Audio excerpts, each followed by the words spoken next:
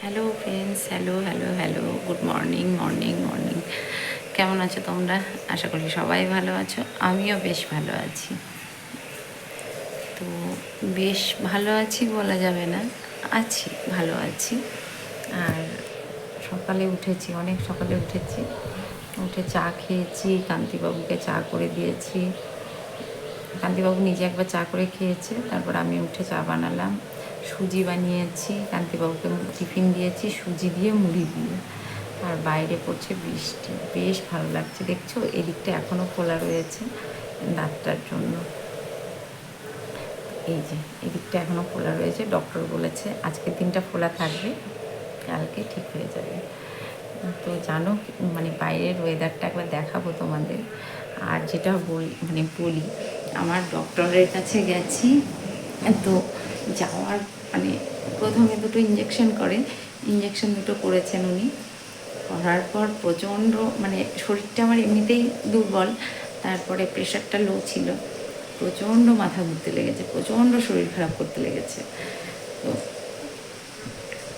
হঠাৎ করে প্রেশারটা ফল করে গেছে, প্রেশার ফল করে মাথা ঘুরে সেই তোমার কি হয়েছে, হার্টবিটটা বেড়ে গেছে, মানে কি বাজে অবস্থা, পালসটা বেড়ে গেছে। সে মানে এত শরীর খারাপ শুরু হয়ে গেছে। তারপর অনেকক্ষণ শুয়েছিলাম, অনেকক্ষণ শুয়ে থেকে তখন ডক্টর বললো ম্যাডাম দেখুন আপনি এখন ঠিক আছে। আবার দুটো তিনটে ফ্যান ট্যান দিয়ে হাওয়া টাওয়া করে চোখে মুখে করে এরকম করে সেই হাওয়া দিয়ে খুব অসুস্থ হয়ে পড়েছিলাম। তো তারপরে ফাইনালি দাঁতটা ইঞ্জেকশন করার পর প্রায় 20 মিনিট মতো শুয়েছিলাম। শুয়ে থাকার পরে আরও 10 মিনিট বসেছিলাম, বসার পরে তারপরে খোলা হয়েছে দাঁতটা। কিন্তু দাঁতটা তুলতে আমার একটুও ব্যথা পাইনি, আমি একদম ব্যথা পাইনি, কিন্তু খুব প্রেশার দিতে হয়েছে, মানে দুটো রুট তো তো খুব প্রেশার দিয়ে তুলতে হয়েছে। তো ডক্টর আমাকে বললেন ম্যাডাম দাঁতটা আপনার আরও আগে তোলার কথা, মানে আরও আগে তুললে ভালো হতো, পুরোটা মানে কেমন ইনফেকশন মতো হয়ে গেছে, তো আরও আগে তুলতে হতো। তো এই হচ্ছে ব্যাপার। তো তারপরে মানে আমি তো জীবনে প্রথম তুললাম দাঁত, কোনো দিন এর আগে তুলিনি। তারপরে তোলার পর খুবই ভালো স্যারটা, ভীষণ ভালো ডক্টরটা। তো এই হচ্ছে ব্যাপার। আর বড়দি ফোন করেছিল কালকে, আমার দাদা ফোন করেছিল, আমার ঋতু মানে আমার ভাইয়ের বৌদি, আমার বৌদি ফোন করেছিল, মানে ঋতু ফোন করেছিল, আমার মা ফোন করেছিল যে কিরে দাঁত তুলেছিস, কেমন আছিস। এই হচ্ছে ব্যাপার। তো কালকে কথা বলতে পারিনি, একদমই কথা বলতে না করেছিল। আর দুটো স্টিচ করেছে, স্টিচ দুটো এক সপ্তাহ পর গিয়ে ডক্টর বলেছে কেটে আসতে সেলাইটা। এক সপ্তাহ পর যাব, এক সপ্তাহের ওষুধ দিয়েছে, তো এক সপ্তাহ পর যাব, গিয়ে স্টিচটা কেটে আসবো। মানে কি বলবো তোমাদের, আমি যা কষ্ট পাচ্ছিলাম, আজকে দিনটা একটু প্রবলেম হবে, একটু কষ্ট হবে, তো আশা করি ঠিক হয়ে যাবে। স্যার বলেছেন আর কোনো ভয় নেই, আপনার সব কিছু ঠিক হয়ে যাবে। এই হচ্ছে ব্যাপার। তো এই দিকটা এখনও খোলা রয়েছে, এটা থাকবে, ডক্টর বলেছেন আজকে দিনটা থাকবে, কালকে থেকে ঠিক হয়ে যাবে। চোখ মুখের অবস্থা দেখেছো, কালকে তো খুব কষ্ট পেয়েছি, তার মধ্যে আবার রাত্রে খাবার বানানো, আমার গপু আছে, গপুর জন্য সব মিলিয়ে মিশিয়ে। আর বাইরে পড়ছে প্রচণ্ড বৃষ্টি, তার সাথে ঝোড়ো হাওয়া, তো বেশ ভালো লাগছে। আফটার অল গরমটা তো নেই, গরমের জন্য আমি একদম সহ্য করতে পারি না গরম। আর আজকে বানাবো হচ্ছে শুধু খিচুড়ি আর ডিমের অমলেট, আর কিচ্ছু না, মানে সবজি দিয়ে খিচুড়ি, যা আছে সব সবজি দিয়ে খিচুড়ি বানাবো আর ডিমের অমলেট। দেখেছো কি সুন্দর হাওয়া হচ্ছে, বেশ ভালো লাগছে। আমার কথা বলতে হয়তো একটু প্রবলেম হচ্ছে, কারণ এই দিকটাতে বেশ ব্যথা রয়েছে এখনও। তোমাদের বাইরেটা দেখাই ব্যাক ক্যামেরা করে। এই দেখো, দেখেছো ঝোড়ো হাওয়া হচ্ছে আর বৃষ্টি পড়ছে, রিমঝিম করে, মেঘলা আকাশ। আর আমার গাছের গোড়াগুলোতে সব জল জমেছে, টবগুলোতে, এগুলো ঠিক ব্যবস্থা করতে হবে। কান্তিবাবু আসুক, এসে যা করার করবে। এই দেখো বাইরেটা কি সুন্দর না, কি ভালো লাগছে না, ঝোড়ো হাওয়া হয়েছে। হচ্ছে, এই দেখো বেশ সুন্দর লাগছে। আর আমি যেহেতু গ্রামে থাকি, বারবার বলেছি আমি একদম গ্রামে থাকি, দেখছো ব্যাঙ ডাকছে, শুনতে পাচ্ছ নিশ্চয়ই ব্যাঙের আওয়াজ, দেখেছো ব্যাঙ ডাকছে। এই যে আর দুটো গাছ লাগাবো আজকে, ওই টবটা যেটা খালি আছে ওখানটাতে, কারণ বৃষ্টি হচ্ছে, লাগিয়ে দিলে লেগে যাবে গাছটা।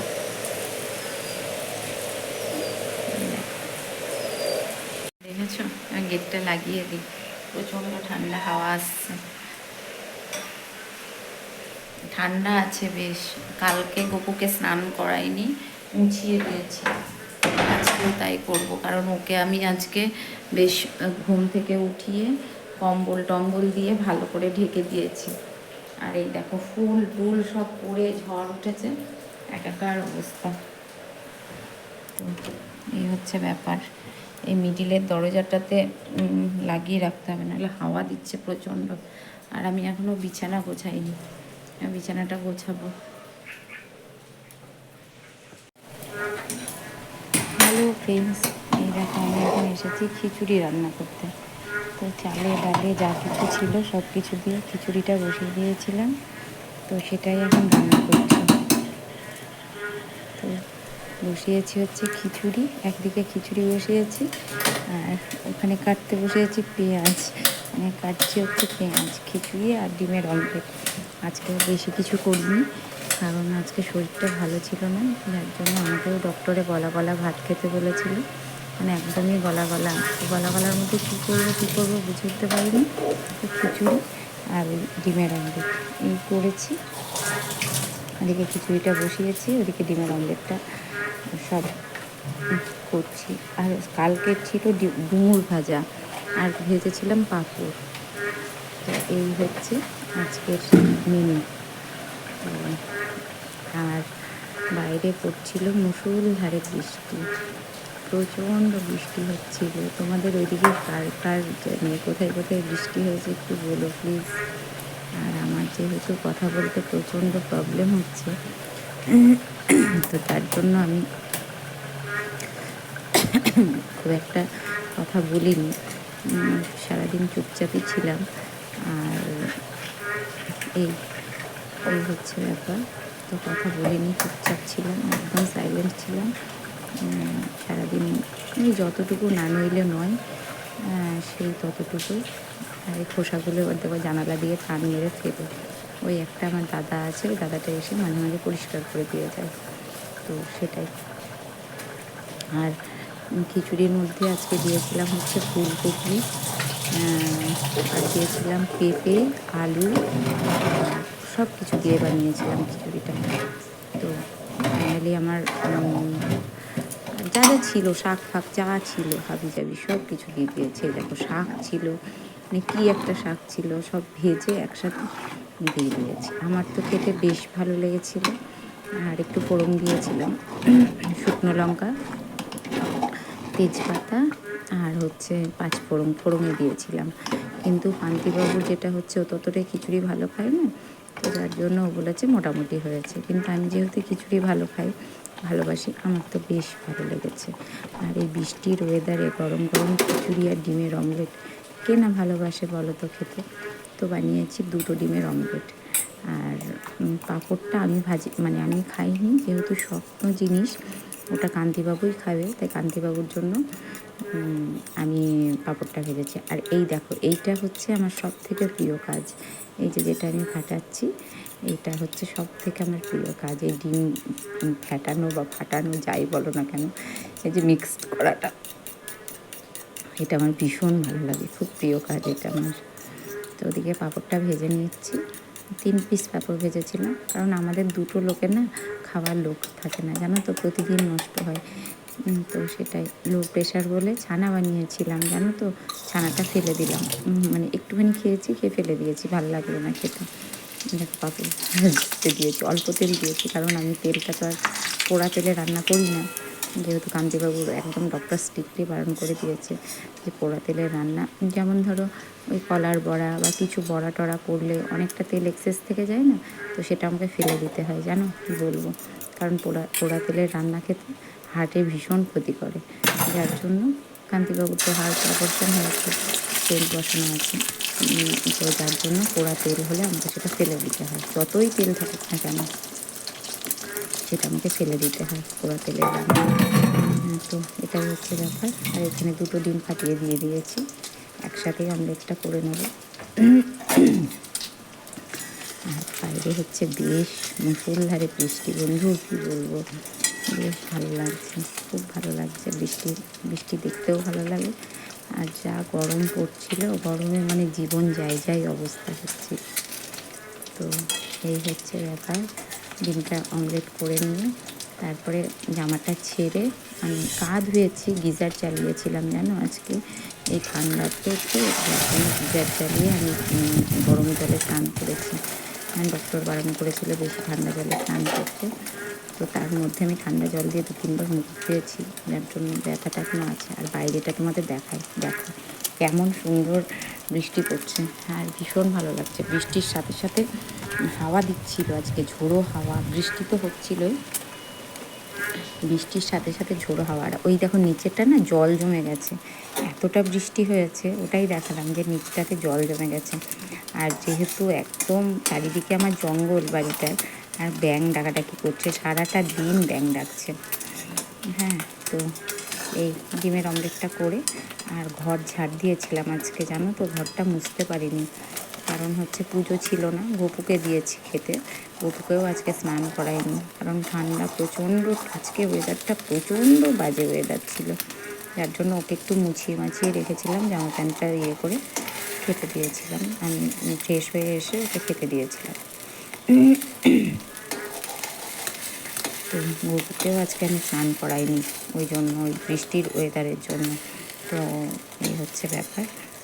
আর ডিমটা অমলেট হয়ে গেলে আমি এবার স্নানে যাবো, করে নিয়ে স্নানে যাব। এটা হতে তোমার তারপরে আমি শুয়েই ছিলাম সকাল থেকে, ভালো লাগছিল না, কাজ কাম তো বিশেষ নেই ছিল না, তার জন্য শুয়েছিলাম। আর এমনিতেও একটু রেস্টেই ছিলাম সারাটা দিন, যে বাসন রেস্টে আবার কি যতটুকু করার অবশ্যই করেছিলাম, করে তারপরে শুয়েছিলাম। এদিকে আমার এটা হয়ে গেছে, এবার আমি যাব স্নানে। গরম জল করে স্নান করলাম, ভাবতে পারছো ভাদ্র মাসে গরম জল করে স্নান করা মানে মানে কি বলবো, ভাদ্র মাসে গরম জল মানে বেশ ভালো, মানে অভিনব একটা। আর এই দেখো সেই দিন সেই গাছটা নিয়ে এসেছিলাম না একটা পাশের বাড়ি থেকে, তো কান্তিবাবুকে বারবার বললাম কি গো ছাদে টব আছে, গাছটা একটু লাগিয়ে দাও না, গাছটা লাগিয়ে দাও না, তো ওর তো কোনো কথা কানেই নেয় না। আর হচ্ছে আমার গাছ, এই দেখো একটু একটু ঘাস জমেছে, আর যেহেতু বৃষ্টি পড়ছে, বর্ষাকালই বলা যায়, বর্ষাকালে তো বর্ষা নেই, তো ঠিক পুজোর আগে আগে বা সরস্বতী পুজোর সময় এই টাইমটাই বর্ষা হয়, তো এগুলো ঘাসগুলো হাত দিয়ে টানলেই উঠে পড়ছে। তো ছাদে অনেক টব রয়েছে, কিন্তু আমি এখন ছাদে যেতে পারছি না, মানে বৃষ্টি হচ্ছিল, ভিজবো না, কারণ রাতে ব্যথা, তো ডাক্তার মাথায় জল লাগাতে বারণ করেছে, যার জন্য ভিজবো না। আর ওই দেখো ওই একটা ডগা হয়েছিল, ওখান থেকে পুঁতে এখানে পুঁতলাম, এটাই হচ্ছে আমার কাজ।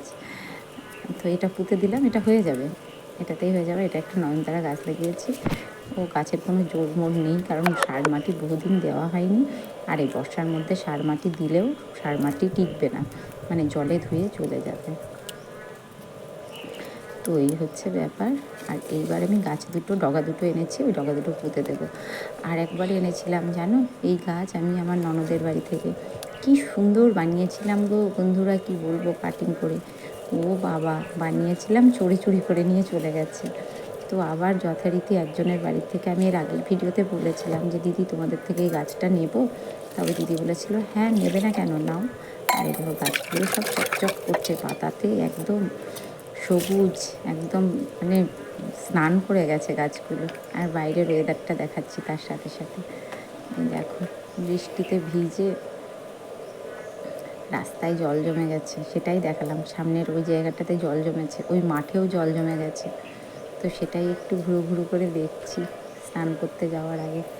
এখন বাজে ঠিক 12:30 কি 12টা এরকম। তো এবার স্নানটা করে এসে করবো। দেখেছো কেমন সুন্দর লাগছে না?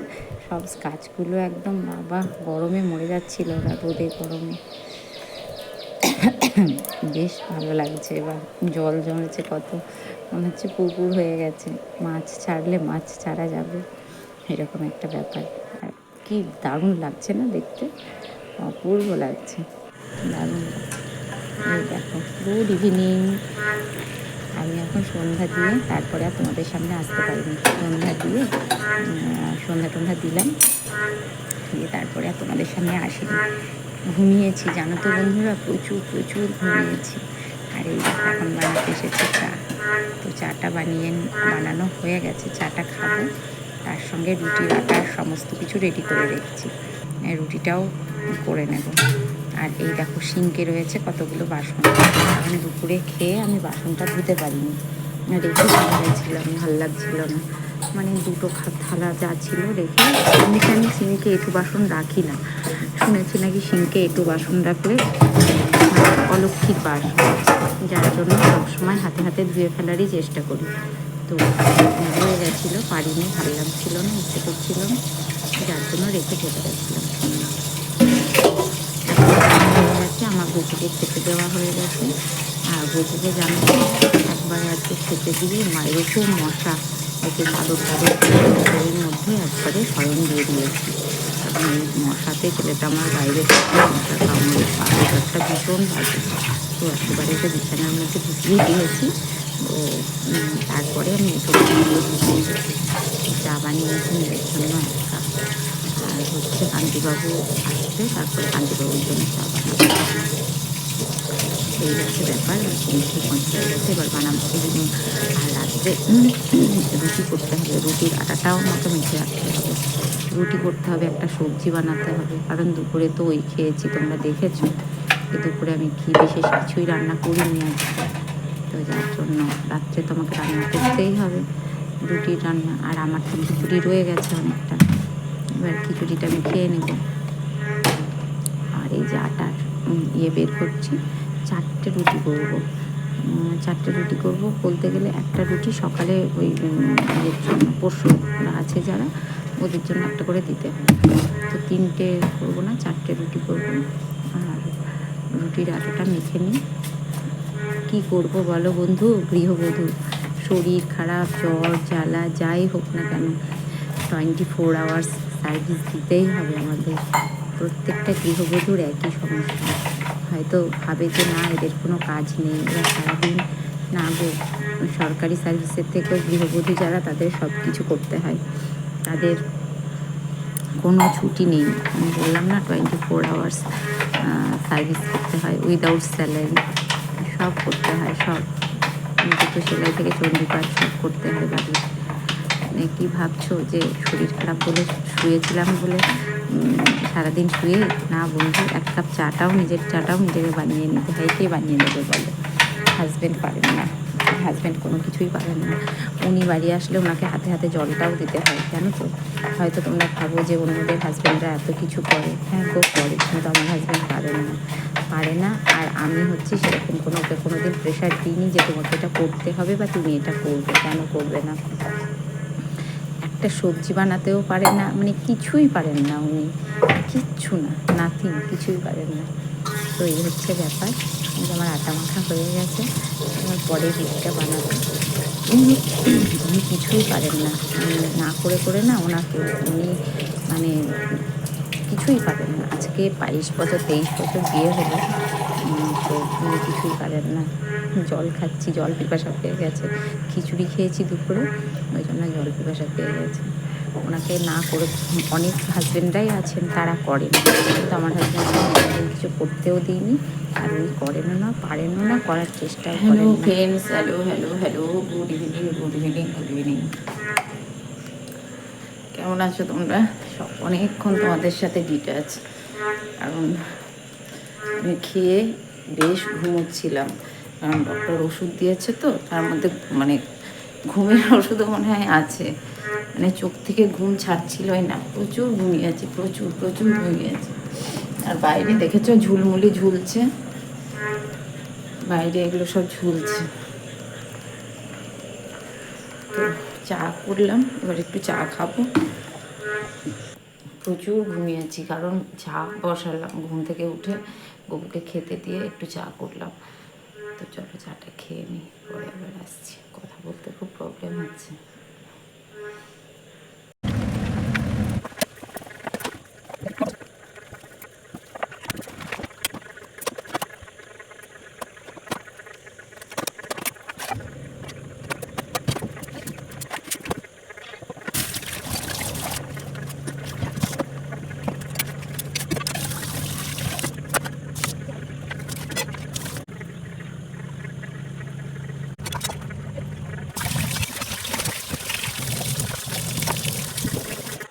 এই দেখো রাত্রে রান্না বাড়ি কাজ কাম সমস্ত কিছু আমার কমপ্লিট। রান্নাঘর গোছানো, রুটি করা সব হয়ে গেছে, আজকে সব কমপ্লিট করে ফেলেছি। হ্যালো ফ্রেন্ডস, ফাইনালি আমার সব কিছু কমপ্লিট হলো। রুটি করলাম, যা যা ছিল সব হয়ে গেছে। তো আর বিশেষ কাজ নেই। সকলে ভালো থেকো, সুস্থ থেকো, ভালোবাসায় থেকো। আমি বেশি কথা বলতে পারছি না। দেখা হচ্ছে নেক্সট ভিডিওতে। আর প্লিজ একটু কমেন্টস করো, সঙ্গে থেকো, পাশে থেকো। গুড নাইট, ভালো থেকো সবাই।